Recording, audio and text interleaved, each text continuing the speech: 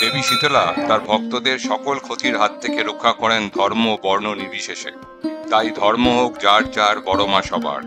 বড় মা শুধু নৈহাটিতেই নয়, অন্যত্রও আছেন। হাওড়া সালকিয়া অঞ্চলে রয়েছেন বড় মা শীতলা। লৌকিক মতে তারা 7 বোন। প্রতি বছর মাঘী পূর্ণিমা তিথিতে সাজানো পালকিতে চড়ে তারা বের হন এবং পরস্পরের সঙ্গে দেখা করেন।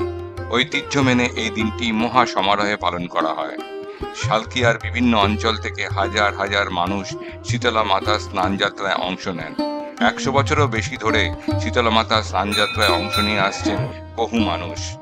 রীতি অনুসারে শীতলার 6 বোনকে তাদের মন্দির থেকে বের করে তাদের দ্বিতীয় বোনের সাথে উপেন্দ্র মিত্র লেনের মন্দিরে দেখা করবার জন্য নিয়ে যাওয়া হয় এবং তারপর স্নানযাত্রার জন্য বাধাঘাটে তারা মিলিত হন। দ্বিতীয় শীতলা বোন কখনো তার মন্দির ছেড়ে যান না। জয় মা শীতলা।